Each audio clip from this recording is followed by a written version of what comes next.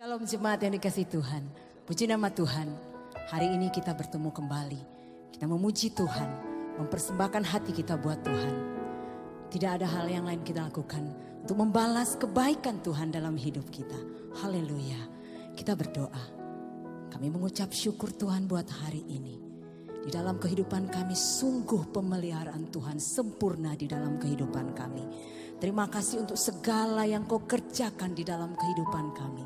Hari ini kami mau naikkan syukur kami, pujian kami, bahkan hidup kami hanya bagimu. Terpujilah Engkau Tuhan. Di dalam nama Yesus kami siap memuji dan menyembah Engkau. Haleluya. Amin. Engkau Allah kami yang hebat. Kami mengucap syukur hari ini Tuhan. Betapa Engkau baik dalam kehidupan kami.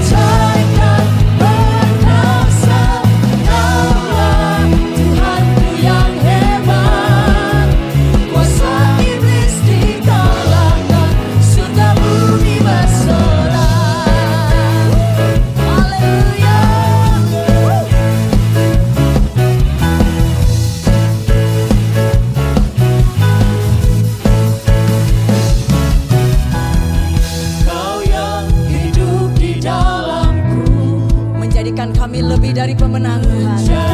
Haleluya. Ku lebih dari pemenang. Seluruh bumi tinggikan namamu, menyatakan kebesaran dan keagunganmu. Yesus Tuhanku pemenang, Raja segala raja. Perbuatanmu ajaib dan perkasa. Kaulah Tuhanku yang hebat. Kuasa iblis dikalahkan, surga bumi bersorak. Kami bersorak memuji Engkau atas perbuatan Tuhan yang hebat. Haleluya.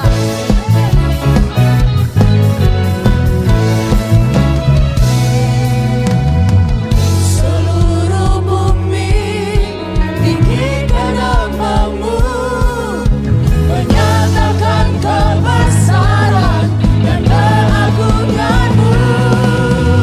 Yesus Tuhanku pemenang, Raja segala raja.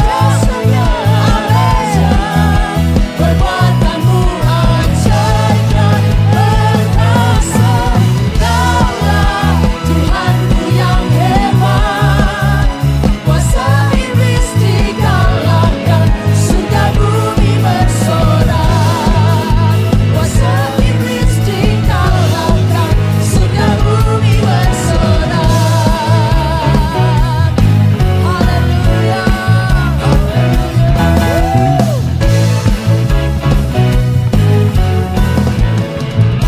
Berikan sorak-sorai yang ajaib. Engkau ajaib Tuhan. Kami katakan Engkau ajaib. Haleluya. Kami menyerahkan seluruh hidup kami. Sebab kami percaya akan kuasa-Mu Tuhan.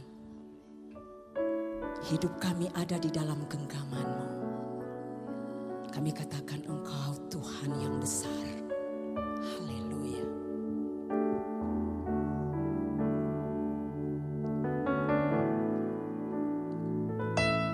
Ku hidup karena pernah percaya, Kau yang berjanji setia, pengharapanku selalu ada di dalam-Mu.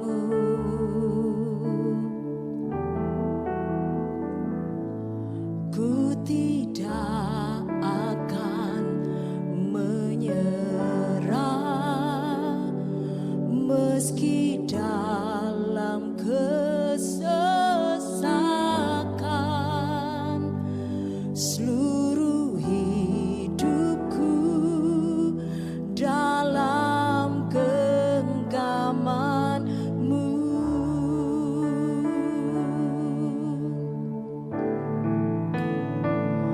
Aku punya Tuhan yang besar, yang telah berjanji dan sanggup menggenapi. Imanku bersepakat percaya kuasa-Nya. Ku terima sekarang kemenangan dari-Mu. Mari nyanyikan pujian ini sebagai doa kita. Ku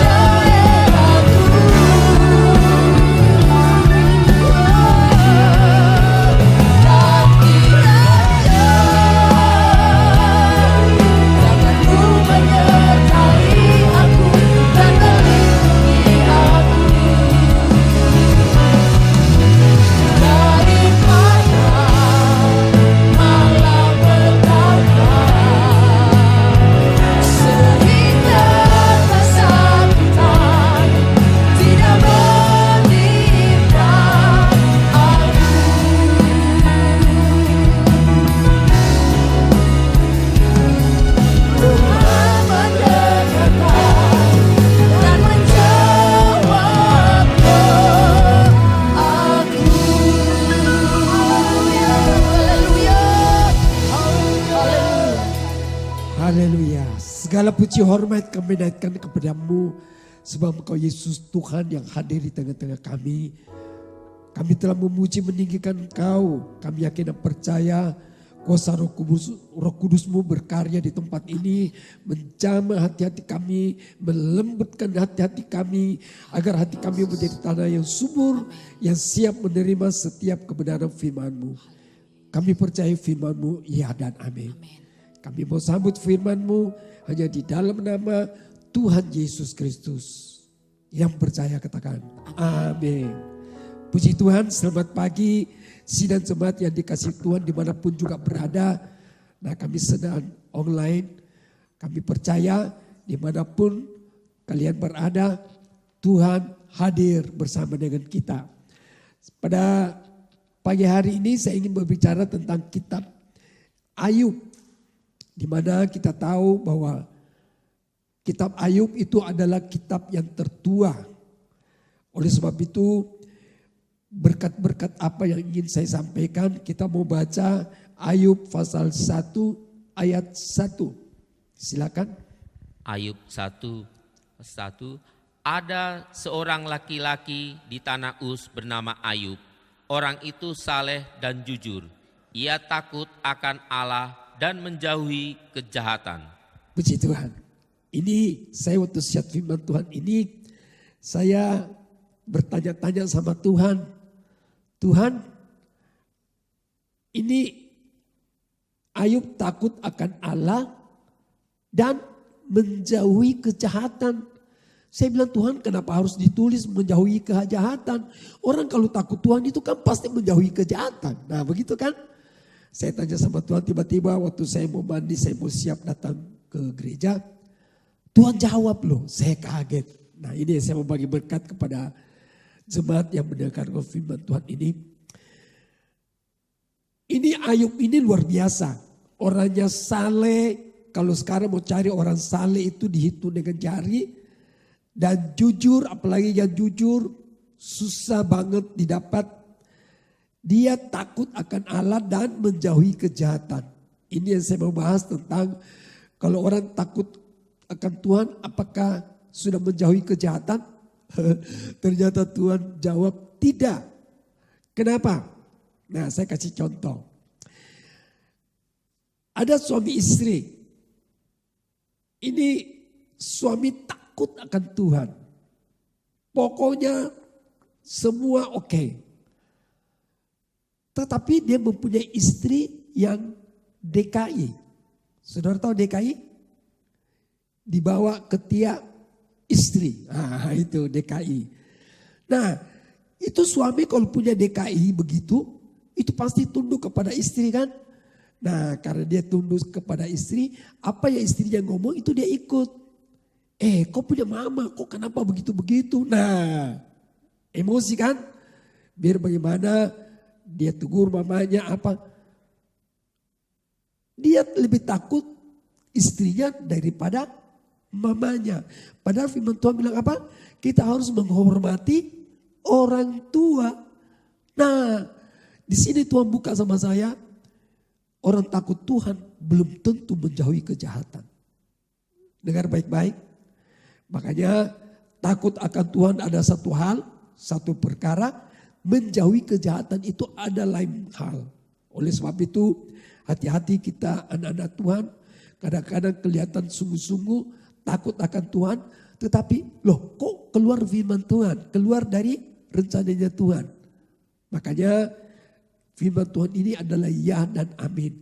Satu saja hal yang saya mau pesankan kepada umat yang mendengar firman Tuhan ini, terima saja apa kata firman Tuhan, itu pasti benar.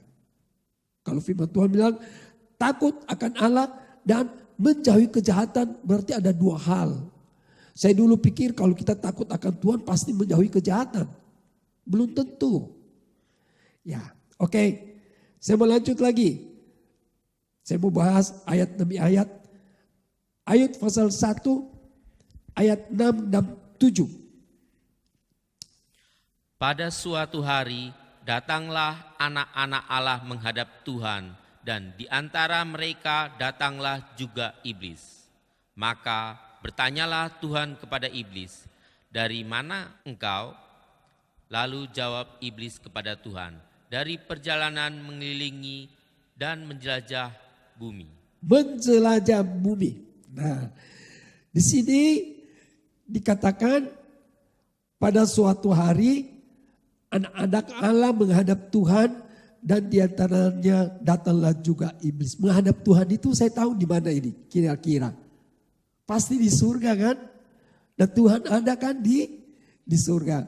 Jadi anak-anak Tuhan, malaikat-malaikat Tuhan menyembah Tuhan, iblis juga lewat. Nah, kalau iblis bisa ada di surga, ketemu dengan Allah, apakah iblis tidak bisa ada di dalam gereja? Hati-hati saudara, banyak orang bilang itu gereja itu rumah kudus, rumah Tuhan. Iblis tidak akan bisa masuk. Dengar baik-baik. Apakah di gereja tidak ada orang ngantuk? Itu ngantuk dari iblis. Saya banyak belajar. Nah, saya pernah mengalami melayani mama saya juga. Nah, itu ngantuk dari dia. Jadi hati-hati saudara, iblis dimanapun juga dia ada karena banyak antek-anteknya. Sepertiga pasukan malaikat surga. Saya tidak tahu berapa jumlah pasukan malaikat surga, tapi saya tahu pasti banyak. Karena firman Tuhan bilang, setiap orang itu pasti digoda iblis, betul? Dan penduduk bumi berapa banyak?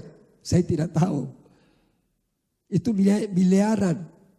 Jadi roh jahat juga banyak loh. Malah firman Tuhan bilang, iblis itu bisa merasuk manusia itu berapa banyak? Berapa banyak anak muda di Gadara?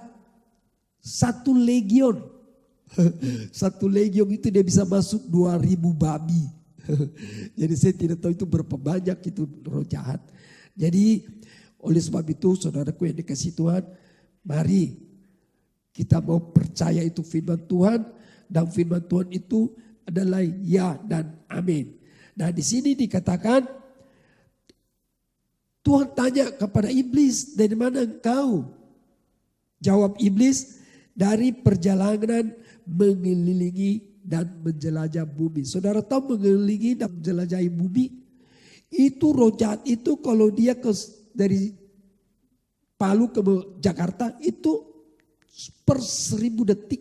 Per 1000 detik. Tek langsung. Nah, jadi kalau dia mengelilingi menjelajah bumi, itu cuma sekilas saja, tek sudah jalan, putar di bumi.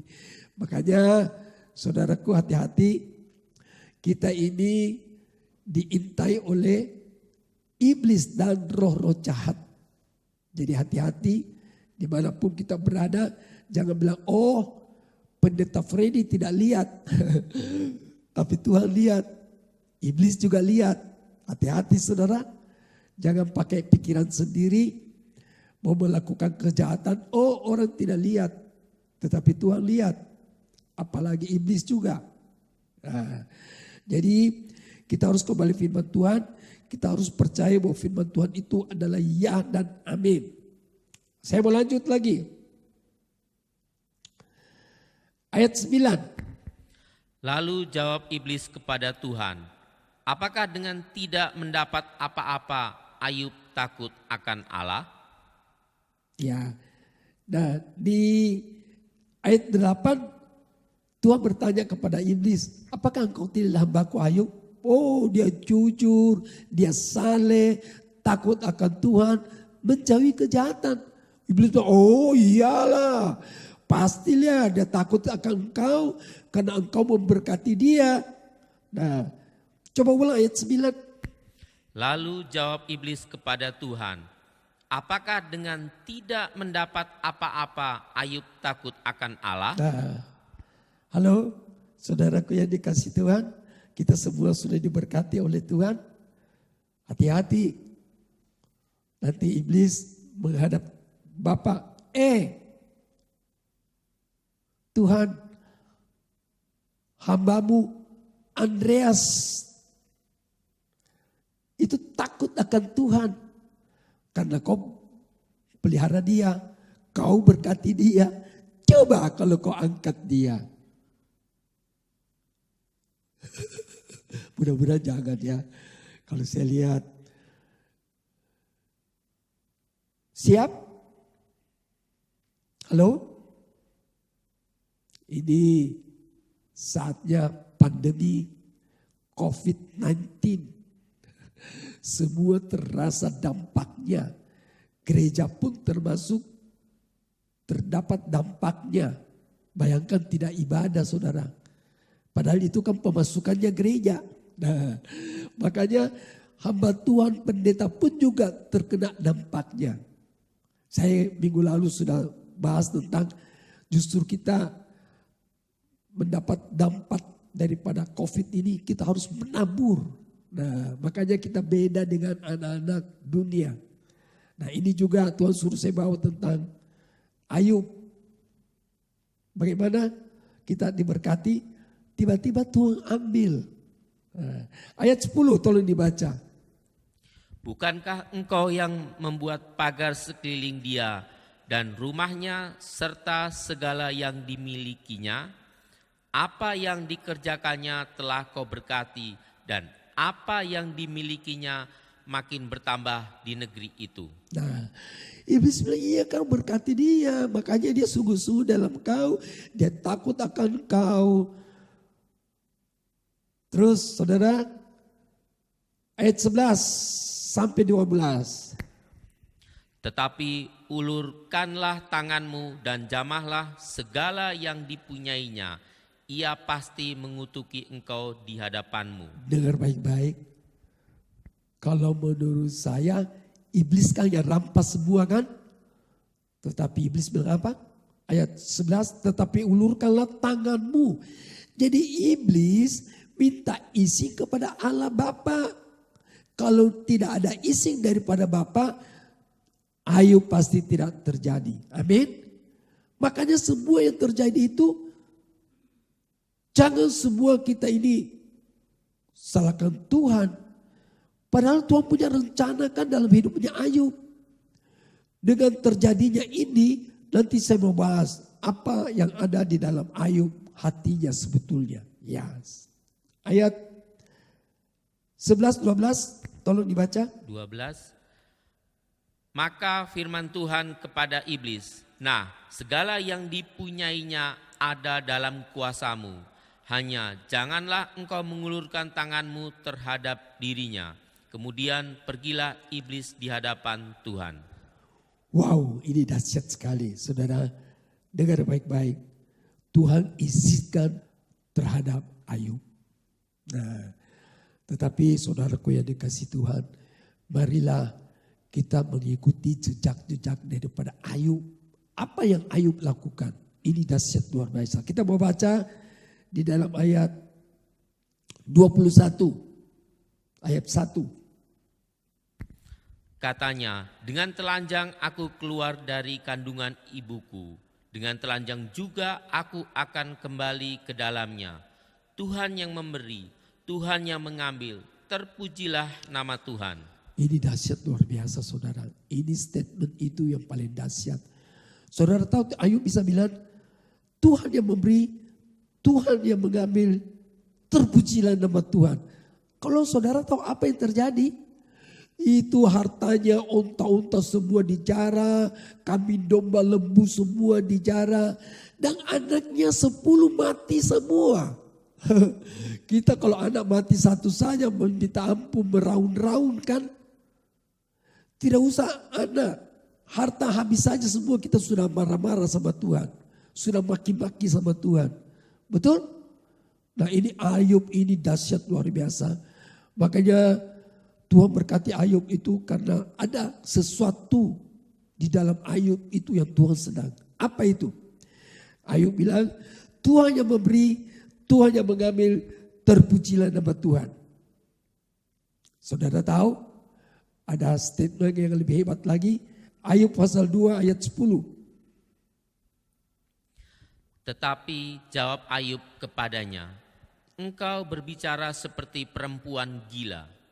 Apakah kita mau menerima yang baik dari Allah tetapi tidak mau menerima yang buruk. Dalam kesemuanya itu Ayub tidak berbuat dosa dengan bibirnya. Ini lebih dahsyat lagi saudara. Nah Ayub terakhir karena iblis masih mau coba daripada Ayub. Ayub itu masih tidak berbuat dosa dengan mulut bibirnya. Karena dia bilang Tuhan memberi, Tuhan yang mengambil, terpujilah nama Tuhan. Nah iblis bilang apa sama Tuhan? Sama Bapak? Iya, coba kalau kau ganggu kesehatannya, tubuhnya, dia pasti akan menghujat engkau. Makanya dikasih dia apa? Badannya gatal-gatal itu dari ujung kepala sampai dengan ujung kaki. Dan firman Tuhan bilang dia garuk bukan pakai kuku, bukan pakai tangan, pakai apa? Belin. Saudara tahu ini saya pernah alami. Ini badan saya ini seluruhnya gatalnya minta ampun. Saya kalau garuk tidak maksudnya tidak merasa saudara. Saya pakai apa? Saya pakai pisau, baru saya garuk. Saya rasakan itu penyakitnya Ayub. Makanya saya baru tahu itu penderitaannya Ayub itu minta ampun saudara. Saya kalau pakai kuku sudah tidak mempan saudara. Dan kalau saudara tahu karena gatalnya tidak berhenti-berhenti, saya pakai pisau, saya garuk sampai berdarah-darah, sampai keluar itu apa? Nana-nana karena babisul. Saudara tahu saya taruh apa? Saya peras jeruk. Saya bilang, ngana rasa juga ngana ini kalau ngana tidak mau sembuh. Tidak sembuh saudara, bayangkan. Itu pedisnya sudah tidak usah ngomong saudara. Makanya, tetapi Ayub waktu digituin, dia bilang apa? Kita ulang lagi, Ayub pasal 2 ayat 10. Tetapi jawab Ayub kepadanya, engkau berbicara seperti perempuan gila. Apakah kita mau menerima yang baik dari Allah, tetapi tidak mau menerima yang buruk? Dalam kesemuanya itu Ayub tidak berbuat dosa dengan bibirnya. Saudara yang dikasih Tuhan, inilah kelebihannya Ayub. Walaupun dia sudah ditindas sampai demikian rupa, dia tidak pernah bicara yang jelek terhadap Tuhannya. Malah dia bilang, apakah kita mau menerima yang baik saja, sedangkan yang tidak baik kita tidak mau. Ini yang tidak baik itu tanda kutip. Saudara yang dikasih Tuhan, yang tidak baik ini tanda kutip. Bagi kita tidak baik, tapi bagi Tuhan itu baik. Ada amin? Apa baiknya sih kalau saudara tanya? Oh, ada saudara, nanti saya buka. Nah, dengan kejadian ini, Tuhan mau buktikan bahwa Ayub itu walaupun saleh, jujur, takut akan Allah dan menjauhi kejahatan, tapi masih punya kekurangan. Nah, kekurangan ini yang Tuhan mau buka. Makanya Tuhan, sisi Tuhan terjadi ini. Di samping itu Ayub diuji, tapi dia lulus, dia diberkati 2 kali lipat kan. Tetapi apa kebaikannya Tuhan dengan ujian ini? Nah kita mau baca. Ayub pasal 32 ayat 2. Lalu marahlah Elihu bin Barakel, orang Bus dari kaum Ram. Ia marah terhadap Ayub karena ia menganggap dirinya lebih benar daripada Allah. Wah, ini borok daripada Ayub terbuka. Saleh, jujur, takut akan Allah dan menjauhi kejahatan. Tetapi ada kesombongan dia. Dia sama dengan Lucifer. Malah dia lebih hebat daripada Lucifer. Lucifer mau sama dengan Allah kan. Dia mau naik sama dengan Allah. Tapi ini Ayub lebih benar daripada Allah. Lebih di atas daripada Lucifer. Bayangkan saudara. Itu dosa daripada Ayub. Sebetulnya Ayub itu sudah dihapus oleh Allah. Karena dosanya itu lebih tinggi daripada Lucifer. Lucifer mau sama menyamai Allah yang maha tinggi. Tapi Ayub mau lebih benar daripada Allah. Bayangkan lebih di atas daripada Allah. Makanya inilah pesan saya kepada jemaat yang mendengarkan firman Tuhan ini, janganlah kita mau anggap kita lebih benar daripada Allah. Janganlah kita mau sama dengan Allah. Itu saja sudah dosa yang tidak ampun, saudara. Makanya saya mau himbau sama jemaat di tempat ini,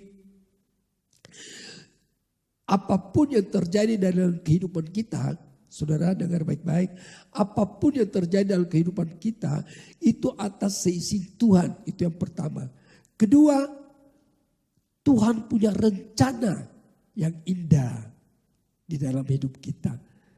Makanya saudara, firman Tuhan bilang mengucap syukurlah apapun yang kita alami, karena itu yang terbaik bagi tubuh kita.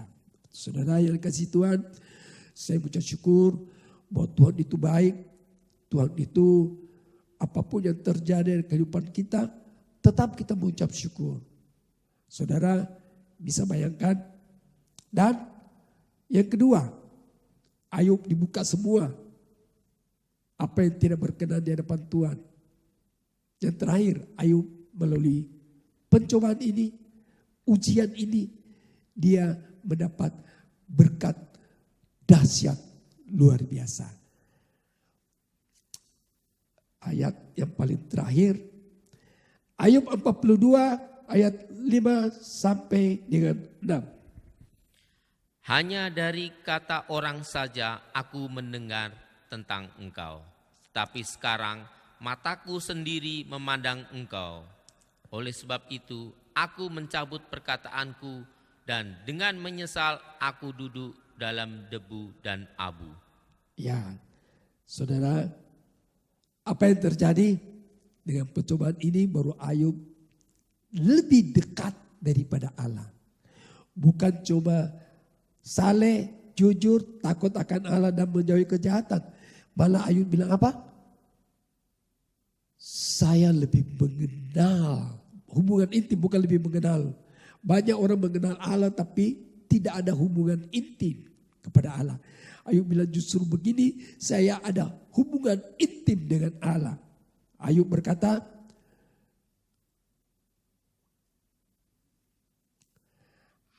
hanya dari kata orang saja aku mendengar tentang engkau, tetapi sekarang mataku sendiri memandang engkau. Wow, luar biasa sekali kan. Dulu dia cuma dengar-dengar, oh Allah ini baik, Allah itu setia, Allah. Tapi setelah pencobaan ini, dia bilang apa? Tetapi sekarang mataku sendiri memandang engkau. Dia ada hubungan intim dengan Allah. Bukan cuma mengenal. Saya mengenal Presiden Jokowi, Presiden Republik Indonesia. Tapi saya tidak ada hubungan intim dengan dia. Artinya hubungan intim itu saya tahu apa kesukaannya, apa kesukaan makanannya. Dia sarapan pagi makan apa, minum apa itu. Ya, kita juga kalau kita punya hubungan intim dengan Tuhan, kita harus tahu apa Tuhan punya mau dalam hidup kita. Betul? Nah, oleh sebab itu saudaraku yang dikasihi Tuhan, pencobaan ujian apapun yang datang kepadamu, terimalah dengan mengucap syukur. Karena itu rencana Tuhan supaya engkau terbuka di hadapan Tuhan. Apa ada kekurangan di dalam hidupmu, engkau pasti bisa tahu. Kalau tidak, orang lain yang kasih tahu. Makanya ini Ayub, orang lain yang kasih tahu toh, engkau salah, engkau menganggap dirimu lebih benar daripada Allah. Wah, bayangkan saudara. Jadi saya bersyukur bahwa firman Tuhan ini membuka semua. Dan saudara, apa yang terjadi? Ayat 6 tolong dibaca lagi. Pasal 42. Oleh sebab itu aku mencabut perkataanku dan dengan menyesal aku duduk dalam debu dan abu. Hati-hati saudara. Kalau kita sudah mengenal Allah secara pribadi, semua perkataan masa lalu kita harus cabut. Saya ulang lagi. Makanya kita kadang-kadang orang Kristen itu bicara seenaknya. Kayak saya contoh. Saya kalau di pastori, Kalau di sini juga saya ingat itu waktu saya bawa firman sekali-sekali saya suka bilang, aduh soemi itu. Iya tak? Saya suka kata-kata itu, saya tidak sadar loh. Nah di ujung pandang ada seorang ibu yang tegur sama saya. Bayangkan saudara, John Freddy, saya minta maaf ya. Saya ingin ralat sama kau. Selama saya berbicara dengan kau sudah 2 kali kau bilang soemi. Itu soy betul yang terjadi. Kaget saya saudara. Saya ingat saya di Palu paling suka bilang itu soy itu.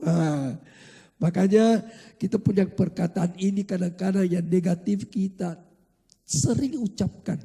Itu tidak boleh. Cabut. Makanya saya sering bilang kalau anak-anak jemaat, orang-orang pastori. Dia bilang salah. Saya bilang cabut itu perkataanmu.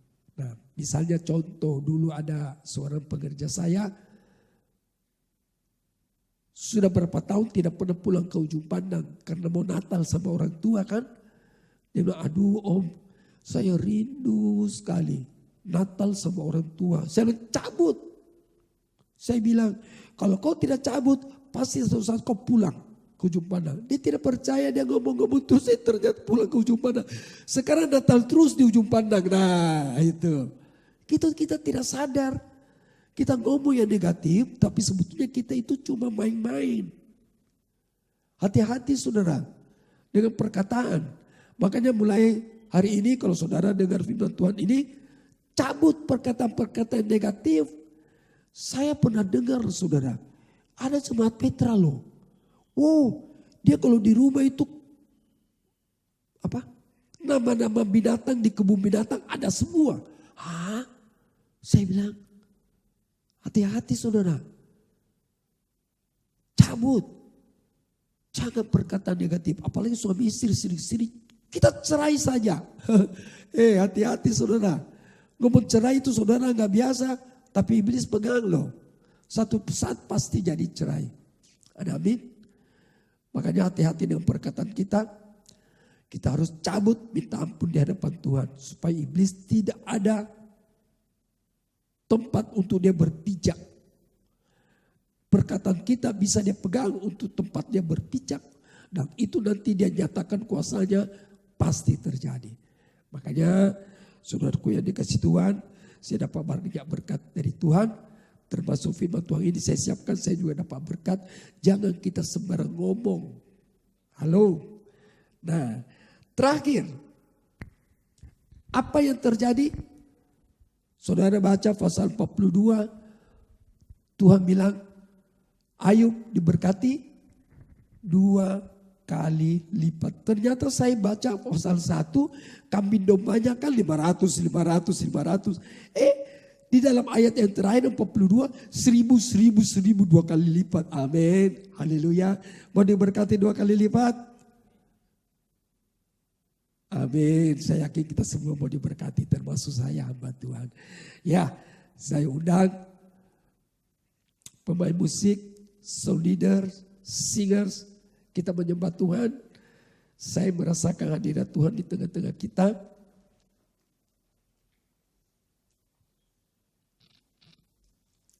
Terima kasih Tuhan.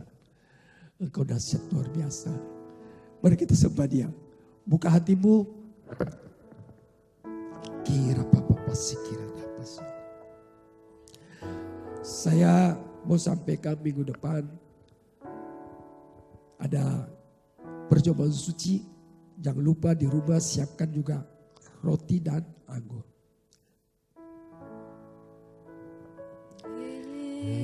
Karena kemurahan Tuhan ku ada sampai hari ini. Oleh karena kebaikan Tuhan, janji-Mu terjadi bagiku. Sembah Dia. Ku sembah Kau Tuhan, ku mengangkat tanganku. Selamanya Kau ajaib bagiku. Ku sembah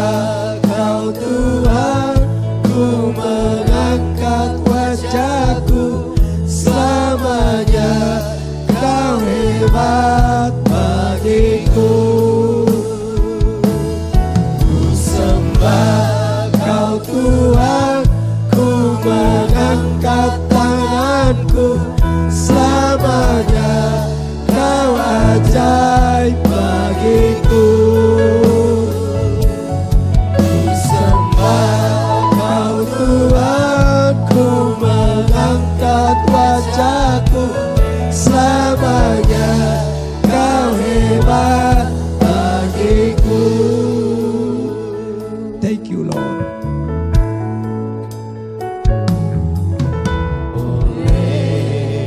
Karena kemurahan Tuhan, ku ada sampai hari ini. Oleh karena kebaikan Tuhan, janji-Mu terjadi bagiku. Sembah Dia. Sembah Kau Tuhan, ku mengangkat tanganku. Selamanya Kau ajaib bagiku. Ku sembah Kau Tuhan, ku mengangkat wajahku. Selamanya Kau hebat bagiku.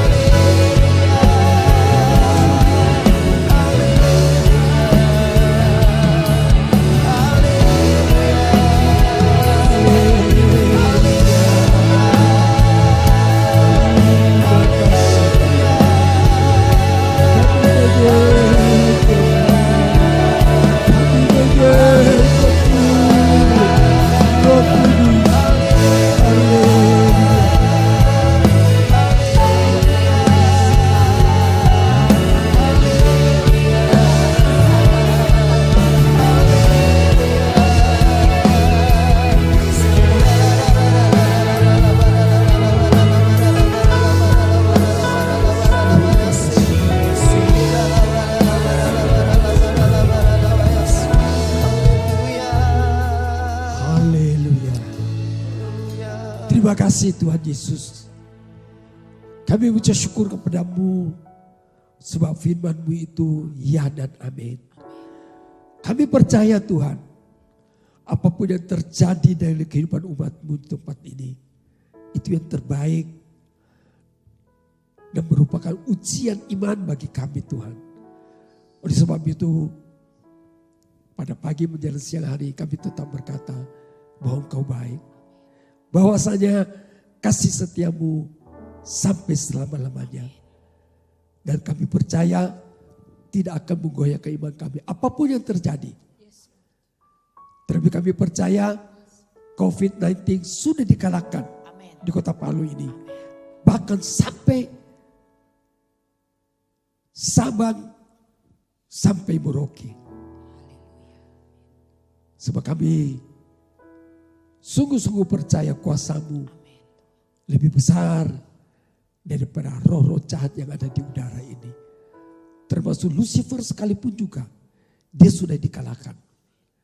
Terima kasih, berkati seluruh sidang jemaat-Mu, siapapun dia yang mendengarkan online ini, jamah hati kami.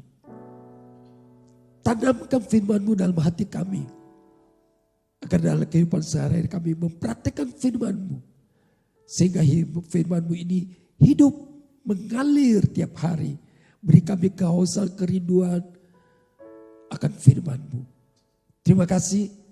Kami syukur di dalam nama Tuhan Yesus Kristus yang percaya katakan amin.